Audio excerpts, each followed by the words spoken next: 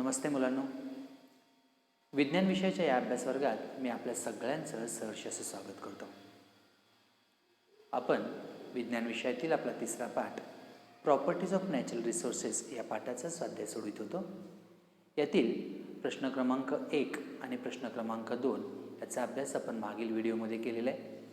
आजच्या या अभ्यास वर्गात आपण यातील प्रश्न क्रमांक 3 आणि प्रश्न क्रमांक 4चा अभ्यास करणार आहोत.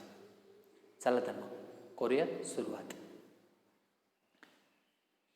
आज आपण या एक्सरसाइज नंबर 2 मधील क्वेश्चन नंबर 3 पाहणार आहोत. आपला क्वेश्चन नंबर 3 आहे राईट ट्रू ऑर फॉल्स, अर्थात चूक की बरोबर ते लिहा. यातील पहिलं वाक्य sandy soil has low capacity for holding water. Sandy soil म्हणजे रेताड मृदा. कॅपॅसिटी म्हणजे क्षमता. फॉर होल्डिंग वॉटर म्हणजे जल आणि होल्डिंग म्हणजे धरून ठेवण्याची क्षमता. म्हणजे वाक्याचा अर्थ असा होईल, रेताड मृदेची जलधारण क्षमता कमी असते. आणि हे वाक्य बरोबर आहे म्हणून याचं उत्तर ट्रू. आपण पुढचं वाक्य पाहूयात. C water is a bad conductor of electricity. C water म्हणजे काय? समुद्राचं पाणी. आणि बॅड कंडक्टर ऑफ इलेक्ट्रिसिटी म्हणजे काय? इलेक्ट्रिसिटी म्हणजे वीज. बॅड कंडक्टर ऑफ इलेक्ट्रिसिटी म्हणजे काय? विजेचे दुर्वाहक. म्हणजे समुद्राचे पाणी हे विजेचे दुर्वाहक आहे, म्हणजे यातून वीज सहज वाहून नेली जात नाही. हे वाक्य चुकीचे आहे म्हणून इथे फॉल्स असं त्याचं उत्तर आलेलं आहे. आपण तिसरं वाक्य पाहूयात. The pressure exerted by air is called atmospheric pressure. जो हवेचा दाब असतो किंवा हवेने जो दाब लावला जातो या दाबालाच वातावरणाचा दाब ॲटमॉस्फेरिक प्रेशर असं म्हणतात. हे वाक्य बरोबर आहे म्हणून इथे ट्रू असं आलेलं आहे. चौथं वाक्य आपण पाहूयात. Fourth sentence. The level of humidity is same everywhere. Level of humidity म्हणजे आर्द्रतेचे प्रमाण. इज सेम एव्हरीवेअर, सगळीकडे सारखेच असते. म्हणजे हवेत जी बाष्प धारण करण्याची क्षमता असते किंवा हवेमध्ये जी बाष्प असते त्याला हवेची आर्द्रता आपण म्हणतो, ही आर्द्रता सगळ्या ठिकाणी सारखीच असते. हे वाक्य चुकीचे आहे आणि म्हणून याचं उत्तर आहे false. Fifth one. Ice is heavier than water. Ice म्हणजे काय? बर्फ. आणि हेवियर म्हणजे जड. बर्फ हा पाण्यापेक्षा जड असतो. हे उत्तर चुकीचं आहे म्हणून फॉल्स. आपण पुन्हा एकदा या प्रश्नाचं वाचन करूया. तुम्ही माझ्यासोबत हा प्रश्न वाचा. Question number 3. Write true or false. First, sandy soil has low capacity for holding water. True. Second, sea water is a bad conductor of electricity. False. Third one, the pressure exerted by air is called atmospheric pressure. True. Fourth sentence, the level of humidity is same everywhere. False. Fifth, ice is heavier than water. False. आता आपण या एक्सरसाइजमधला पुढला प्रश्न पाहूयात. Question number 4. What will happen if. तर काय घडेल ते सांगा.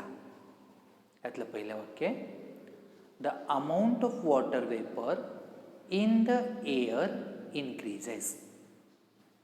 Amount of water vapor. Water vapor बाष्प. Amount of water vapor बाष्पाचं प्रमाण. In the air हवेतील. Increases म्हणजे वाढलं. वाक्याचा अर्थ काय होईल? हवेतील बाष्पाचे प्रमाण वाढले तर काय होईल आपल्याला याचं उत्तर लिहायचं आहे. याचं उत्तर आपण समजून घेऊया. When the amount of water vapor increases in the air, the humidity rises.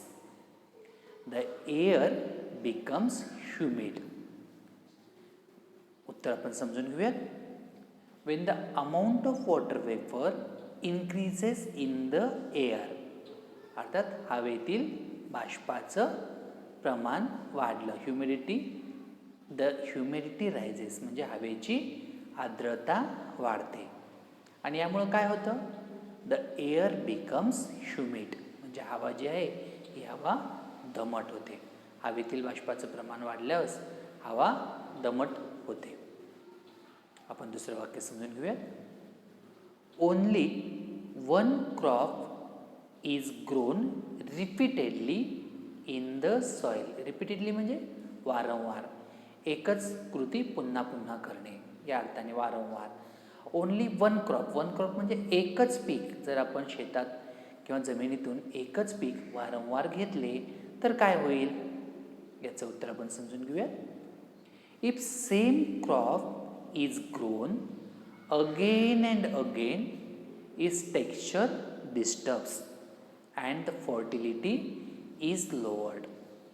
The soil does not support the cultivation and the crops will not give proper yield. उत्तर आपण समजून घेऊया. If same crop is grown again and again, जर आपण एकच पीक वारंवार घेतलं again and again काय होईल? इट्स टेक्स्चर डिस्टर्ब्स म्हणजे जो मातीचा पोत असतो हा मातीचा पोत बिघडतो. And the fertility is lowered आणि जमिनीची सुपीकता कमी होते. The soil does not support the cultivation म्हणजे अशी जी जमीन असते ही जमीन मग मशागतीला योग्य राहत नाही. आपल्याला जर पिकं घ्यायची असतील तर आपल्याला जमिनीची मशागत करावी लागते. त्यासाठी त्या जमिनीतून पिकं व्यवस्थित येत नाहीत.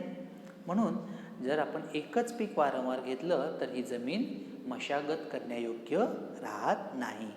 And the crops will not give proper yield आणि मग अशा जमिनीतून आपल्याला योग्य उत्पन्न मिळत नाही. नॉट गिव्ह प्रॉपर यील्ड म्हणजे अपेक्षित उत्पन्न अशा जमिनीतून आपल्याला मिळणार नाही. आणि म्हणून आपण शेतात एकच पीक वारंवार घेतलं जात नाही.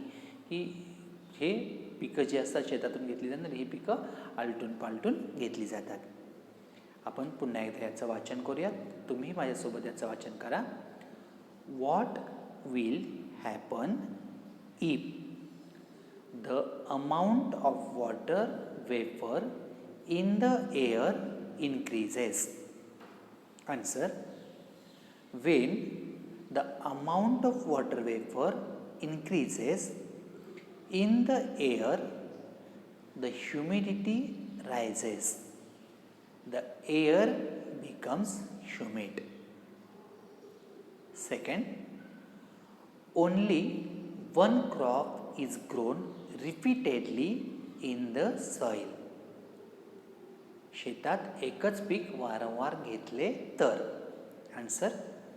If same crop is grown again and again, its texture disturbs and the fertility is lowered.